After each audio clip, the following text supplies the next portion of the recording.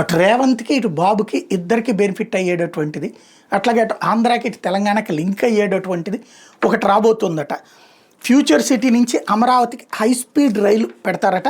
తెలంగాణ ప్రతిపాదన కేంద్రం సూత్రప్రాయ అంగీకారం. తెలంగాణ ముఖ్యమంత్రి రేవంత్ రెడ్డి కలాల్ ప్రాజెక్టుగా పేర్కొన్న ఫ్యూచర్ సిటీ నిర్మాణంతో పాటు దీన్ని ఏపీ రాజధాని అమరావతితో అనుసంధానించే హై స్పీడ్ రైలు ప్రాజెక్టు వ్యవహారం దాదాపు కొలుక్కొచ్చినట్టు తెలిసింది.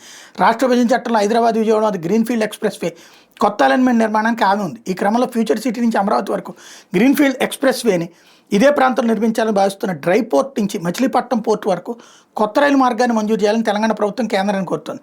ఇక్కడ గ్రీన్ఫీల్డ్ ఎక్స్ప్రెస్ వేకి పక్కనే కొత్త రైలు మార్గాన్ని నిర్మిస్తే బాగుంటుందని రాష్ట్ర ప్రభుత్వం యోచిస్తోంది. ఇక్కడ రైలు మార్గాన్ని హై స్పీడ్ కారిడార్గా నిర్మించాలని, అది 2 తెలుగు రాష్ట్రాలకు కాకుండా ఇరుగు పొరుగు రాష్ట్రాలకు కూడా ఉపయుక్తమని భావిస్తోంది.